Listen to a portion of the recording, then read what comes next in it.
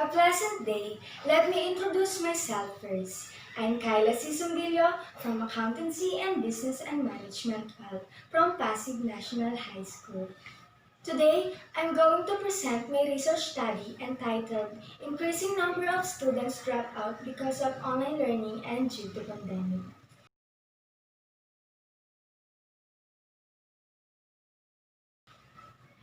During this pandemic, many schools went online in the spring's virus spread around the world, turning to virtual education to replace in-person learning. However, have acknowledged the shortcoming of virtual learning, saying that it cannot replace in-person schooling. Not all students across the globe have an access in internet, computers, or mobile devices to participate in virtual learning while their schools are closed. All of this will doubt affect the quality of education students will receive as they struggle with access to the internet and the necessary devices for online classes.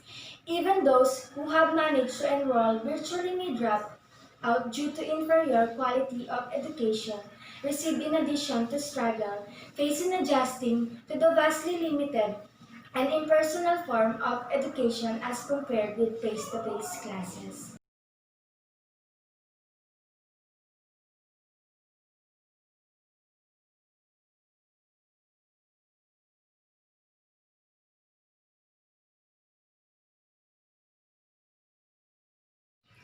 Motivations of the researcher. This study explores the factors involved in why students drop out of school. It proposes that students don't just decide one day that they are tired of school and stop attending, and that instead there's a series of events that occur long before the student makes the announcement that he or she is planning to drop out. Through the review of literature and interviews with people who have had the experience of dropping out of school, it seeks to discover what the common threats are for those who drop out of school. This study looks at potential causes such as family issues, negative interactions with teachers and other school staff, and the feeling students have not being connected to school. It provides account of personal experiences and literature on these issues and combines this information in an attempt to identify what happens in educational experiences of students to cause them to drop out of school. After looking at the possible causes of why students decide to drop out school, this study offers recommendations for educators to assist in evaluating these causes. It concentrates on the difficulties of adolescent youth in senior high school, which is where these researchers believe the dropout process is likely to begin. It offers ideas to identify the at-risk student and possibilities to stop the process while in its early stages or to prevent it from the starting.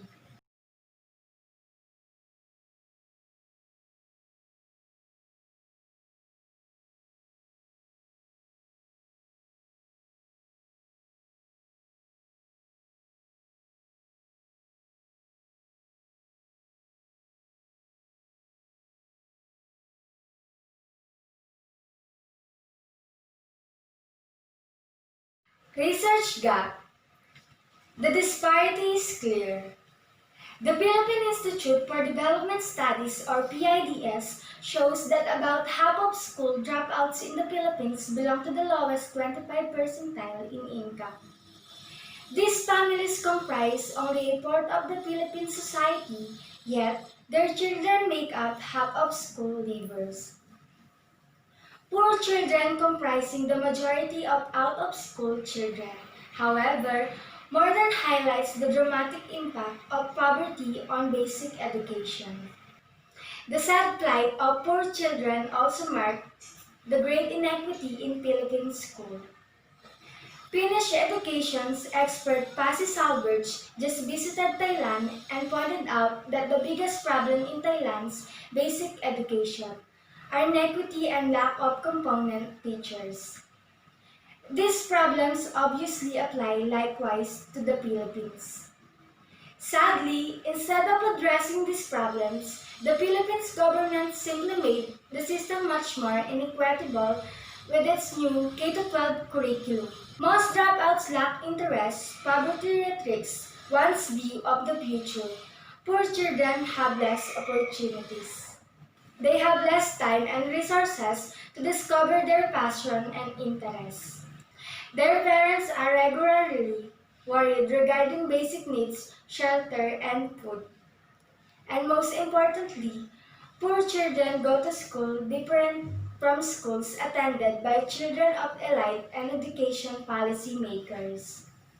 In the school attended by the poor, the curriculum is too narrow, one that no longer includes the art, music, recess, and sports, but only focuses on math, reading, and social studies. This does not specifically cater to the needs of poor children. This does not specifically cater to the needs of poor children. According to expert Jason Patel, low-income students particularly struggle with staying in school. These students start two steps behind everyone else, with fewer resources, fewer comforts, and fewer opportunities to focus solely on academics and having fun. Sales Patel. We need to control cost of education or give these students an alternative way to compete and jobs in economy on the future.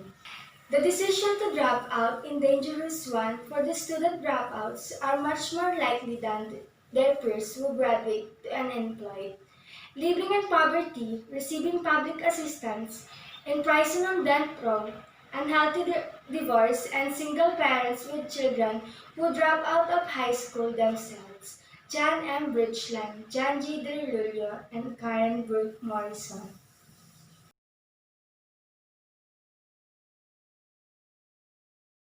Statement of the problem. In this research study, we are able to answer this question. First, what are the reasons or causes of dropping out in school in the Philippines? Second, why did we have to know who are the most dropout students? And lastly, how we can prevent the student to drop out their study.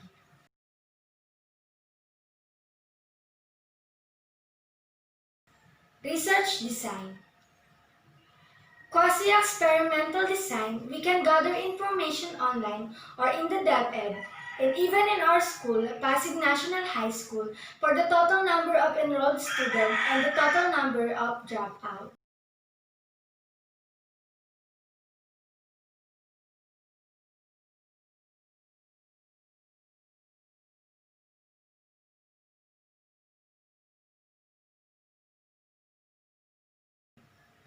Respondents or participants.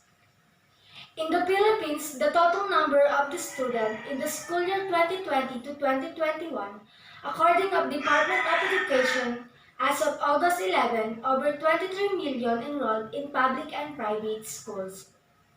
The enrollment rate is around 83.1% on the last year's figure of 27.7 million. For now, we consider these 2.3 million as dropouts, 9% of total in public and private schools.